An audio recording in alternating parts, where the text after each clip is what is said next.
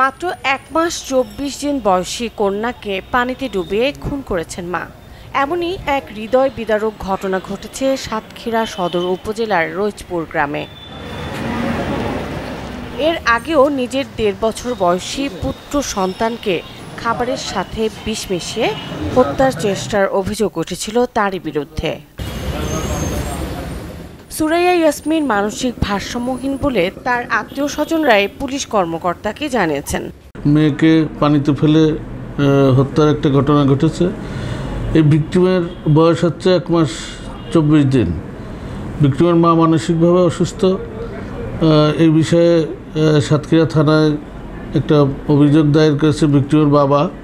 লাশের সুরতহাল করে অলরেডি হসপিটালে পাঠানো হয়েছে পোস্টমর্টমের জন্য। এ বিষয়ে সাতক্ষীরা থানায় মামলা প্রস্তুতি চলছে। এই মানসিক রোগী এই মা, সে তার ছেলেকেও, এই 1.5 বছরের ছেলেকেও ইতিপূর্বে একবার হত্যার চেষ্টা করেছে। এই হত্যাকারী যে মুক্তা আমাদের হেফাজতে আছে, পুলিশের হেফাজতে আছে, তাকে গ্রেপ্তার করা হয়েছে। এই ঘটনায় সুরাইয়ার স্বামী বাদী হয়ে সাতক্ষীরা থানায় একটি লিখিত অভিযোগ দায়ের করেছেন। এদিকে এই ঘটনাকে রহস্যজনক ও তদন্তের দাবি জানান সাতক্ষীরার মানবাধিকার কর্মী ও আশিকের সাতক্ষীরা জেলার দায়িত্বপ্রাপ্ত কর্মকর্তা মাধব দত্ত।